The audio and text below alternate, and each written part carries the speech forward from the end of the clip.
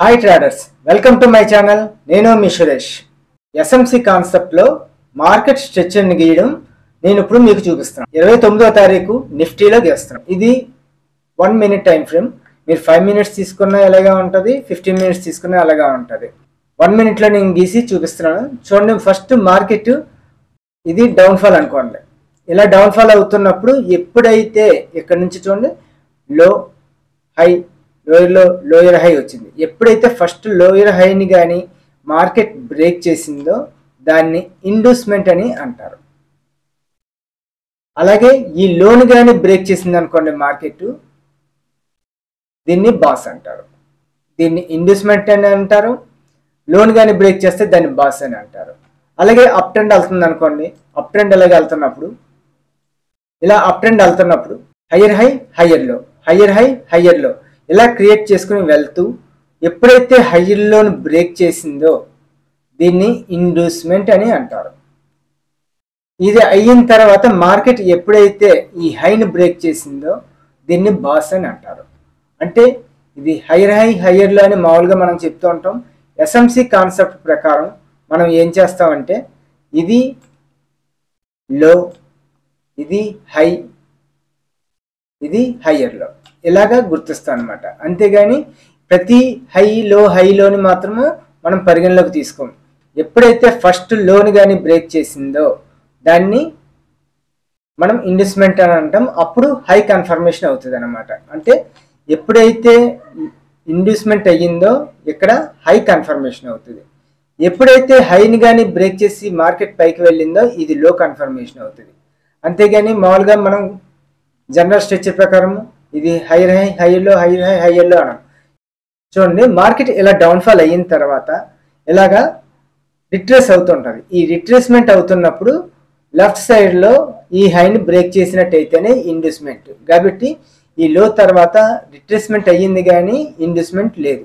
అలాగే ఈ లో తర్వాత నెక్స్ట్లోకి వచ్చేయండి. ఈ లో తర్వాత రైట్ సైడ్లో ఉన్న ఈ హైని బ్రేక్ చేసింది మార్కెట్.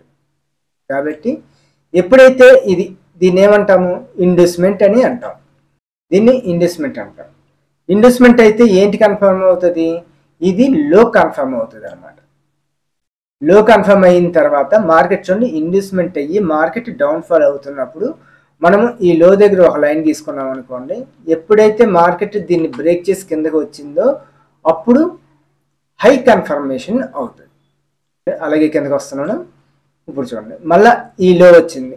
ఈ లో తర్వాత లెఫ్ట్ సైడ్లో ఉన్న హైని బ్రేక్ చేసింది, లిటిల్ బిట్ బ్రేక్ చేసింది. కాబట్టి దీన్ని ఇండ్యూస్మెంట్ అవుతుంది అనమాట. ఈ హైని లిటిల్ బిట్ బ్రేక్ చేసింది కాబట్టి దాన్ని ఏమంటారు, ఇండ్యూస్మెంట్ అని అంటారు. ఇండ్యూస్మెంట్ అయితే మనకి లో కన్ఫర్మేషన్ అయినట్టు అనమాట. ఇప్పుడు లో కన్ఫర్మేషన్ అయిన తర్వాత ఈ లోన్ కానీ బ్రేక్ చేసింది అనుకోండి మార్కెట్, అప్పుడు దీన్ని బాస్ అని అంటారు. బాస్ అంటే బ్రేక్ ఆఫ్ స్ట్రక్చర్. ఇప్పుడు బాస్ కన్ఫర్మేషన్ అయిందంటే అర్థం ఏంటి, లో కన్ఫర్మేషన్ అయినట్టు. చూడండి, మళ్ళీ మార్కెట్ డౌన్ఫాల్ అయింది. డౌన్ఫాల్ అయిన తర్వాత లెఫ్ట్ సైడ్లో ఉన్న హైని బ్రేక్ చేయలేదు, మళ్ళీ స్వింగ్ వచ్చింది. ఇక్కడ నుంచి మార్కెట్ దీన్ని బ్రేక్ చేసింది, ఫస్ట్ హైని బ్రేక్ చేసింది. కాబట్టి దీన్ని ఇండ్యూస్మెంట్ అని అంటారు. దీన్ని ఇండ్యూస్మెంట్ అని అంటారు. ఇండ్యూస్మెంట్ అయిన తర్వాత ఈ హైని బ్రేక్ చేయకుండా లోకి వచ్చింది కాబట్టి ఈ లోని బ్రేక్ ఆఫ్ స్ట్రక్చర్ అని అంటాం. బ్రేక్ ఆఫ్ స్ట్రక్చర్ అయిందంటే ఏంటి, హై కన్ఫర్మేషన్ అయినట్టు. ఇది హై కన్ఫర్మేషన్. ఈ డౌన్ సైడ్ వరకు మార్కెట్ ఎలాగుంది, ఇక్కడ నుంచి హైగానే తీసుకున్నాం అనుకోండి. ఈ డాట్ని కలుపుకుంటూ ఒక లైన్ తీసుకున్నాం అనుకోండి, మార్కెట్ చూడండి ఎంత నీట్గా హయ్యర్ హై హయ్యర్లోని ఎలా క్రియేట్ చేసుకుంటూ వచ్చిందో. ఇది హై హైలో, హయ్యర్ హై హయ్యర్లో, హయ్యర్ హై హయ్యర్లో, హయ్యర్ హై. అంటే మార్కెట్ ఇక్కడ నుంచి ఇక్కడ వరకు కూడా డౌన్ఫాల్ అయ్యిందని మనకి క్లియర్ కట్గా తెలుస్తుంది. ఈ మార్కెట్ స్ట్రక్చర్ గీసుకోవడం వల్ల మనకు అర్థమవుతుంది. ఇప్పుడు ఇక్కడ చూడండి, ఎప్పుడైతే మార్కెట్ ఈ హైని బ్రేక్ చేసిందో చేంజ్ ఆఫ్ క్యారెక్టర్ అని అంటారు. ఇది change of character. Change of character అయినా ఇండ్యూస్మెంట్ అయినా ఈ లో కన్ఫర్మ్ అయినట్టు అనమాట. చేంజ్ ఆఫ్ క్యారెక్టర్ అయిన తర్వాత సిమిలర్ హైస్ వచ్చింది కాబట్టి ఇది ఇన్వెస్ట్మెంట్ అవుతుంది, హై కన్ఫర్మేషన్ అయింది. దాని తర్వాత ఈ హైని మార్కెట్ బ్రేక్ చేసింది కాబట్టి ఇది లో కన్ఫర్మేషన్ అవుతుంది, బాస్ అవుతుంది. ఇది హయ్యర్ హై, దీన్ని బ్రేక్ చేసింది కాబట్టి హయ్యర్ లో. మళ్ళీ ఇలా మార్కెట్ ఇలా పైకి వెళ్ళిన తర్వాత ఇక్కడ చూడండి ఇలా పైకి వెళ్తూ ఫస్ట్ ఈ హై నుంచి ఇలా కిందకు వస్తున్నప్పుడు ఈ లోన్ బ్రేక్ చేసింది కాబట్టి లిటిల్ బిట్ దీన్ని ఇండ్యూస్మెంట్ అని అంటారు. అలాగే తిరిగి ఈ హైని బ్రేక్ చేసి పైకి వెళ్ళింది కాబట్టి దీన్ని బాస్ అని అంటారు. కాబట్టి ఇప్పుడు డాట్స్ మనం పెట్టుకున్నాం అనుకోండి, ఎప్పుడైతే లో బ్రేక్ అయ్యిందో దీన్ని హై, ఇది హై ఎప్పుడైతే బ్రేక్ చేసిందో లో కన్ఫర్మేషన్ అయినట్టు అనమాట. ఇప్పుడు చూడండి మార్కెట్ ఈ విధంగా వచ్చింది. ఇప్పుడు ఒక లైన్ పెట్టి గీసుకున్నాం అనుకోండి, ఇక్కడ నుంచి గీసుకున్నాం అనుకోండి, లోయర్ లో, లోయర్ హై, లోయర్ లో, లోయర్ హై, లోయర్ లో, లోయర్ హై, లోయర్ లో, లోయర్ హై, అంటే ఇక్కడ హయ్యర్ హై అయిపోతుంది. హయ్యర్ లో, హయ్యర్ హై, హయ్యర్ లో, హయ్యర్ హై. చూసారా ఈరోజు మార్కెట్ ఏ విధంగా డౌన్ ట్రెండ్ అయ్యింది, అలాగే తిరిగి అప్ ట్రెండ్ అయ్యింది. కాబట్టి మనం ఇక్కడ చేంజ్ ఆఫ్ క్యారెక్టర్ అయిన దగ్గర నుంచి అప్ ట్రెండ్ కింద పరిగణలోకి తీసుకుంటాం, ఇదంతా డౌన్ ట్రెండ్లోకి తీసుకుంటాం. ఓకే, ఇది 1 minute గీసాను నేను. ఇప్పుడు చాలా మందికి డౌట్ ఏంటి, 1 minute గీసారు, ఇది హయ్యర్ టైం ఫ్రేమ్లో పనిచేస్తుందా లేదా?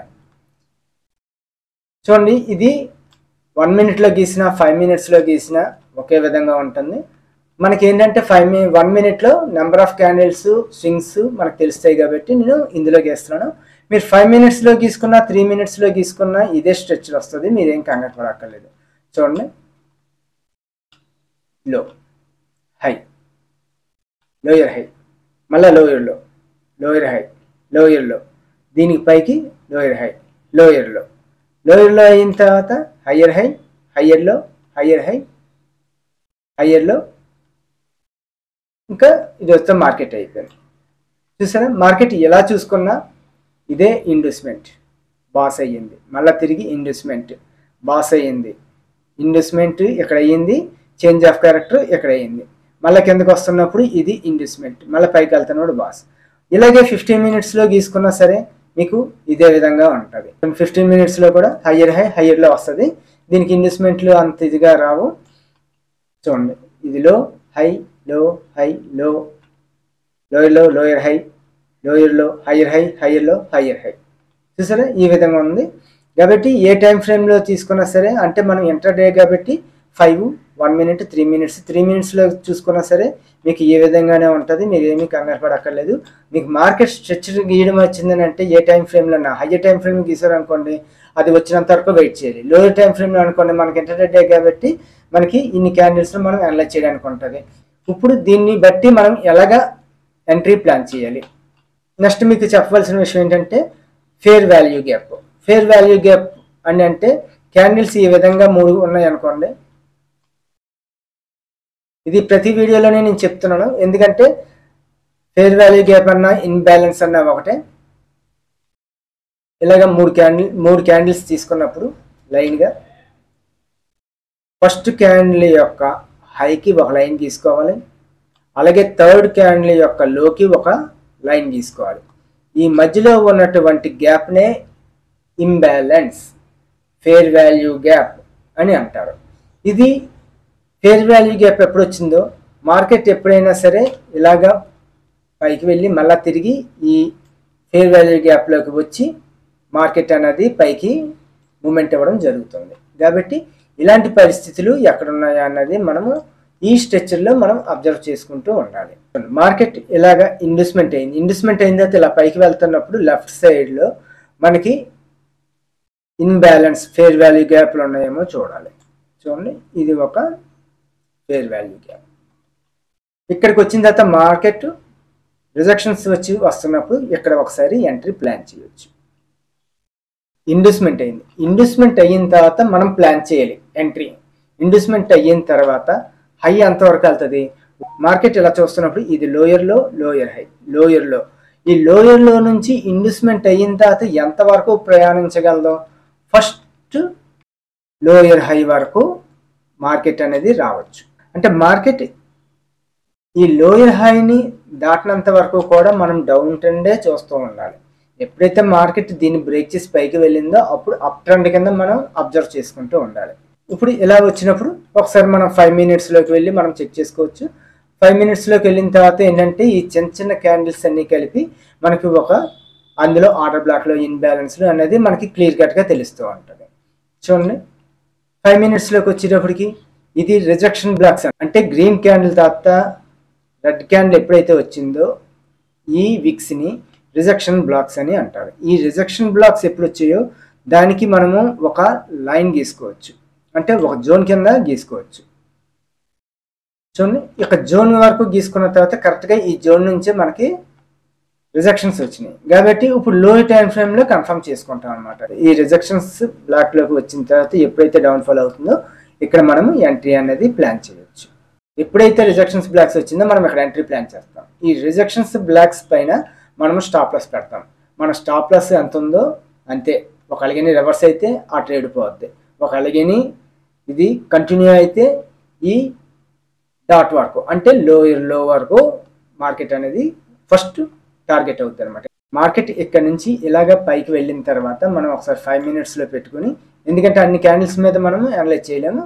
ఇప్పుడు ఇలాగానే తీసుకున్నాం అనుకోండి, చూడండి ఇక్కడ నుంచి ఇదంతా వచ్చిన తర్వాత ఇది ఆర్డర్ బ్లాక్ జోన్.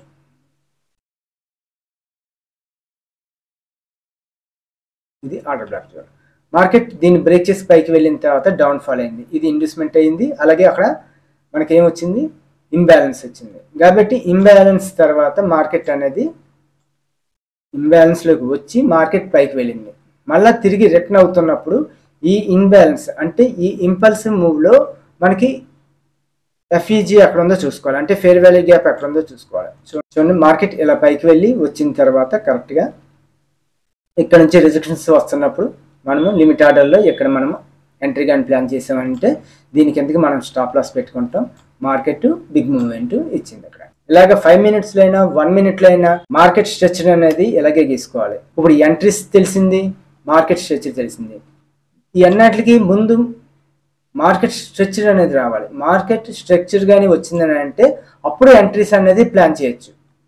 అంతేగాని మార్కెట్ స్ట్రక్చర్ రాకుండా చాలామంది ఏంటంటే ఇన్బ్యాలెన్స్ వచ్చింది, ఇక్కడ ఇండ్యూస్మెంట్ అయ్యింది, లేదంటే ఇక్కడ వేరే వేరే రిజెక్షన్స్ బ్లాక్స్ వచ్చినాయి, అవి వచ్చినాయి, ఇవి వచ్చినాయి అంటారు. రిజెక్షన్ బ్లాక్స్ ఎక్కడెక్కడ చాలాసార్లు వస్తుంటుంది, కానీ ఏ ప్లేస్లో రావాలి అన్నది మీకు ఇప్పుడు నేను చెప్పిన వీడియోలో మీకు బాగా అర్థమైందని అనుకుంటున్నాను.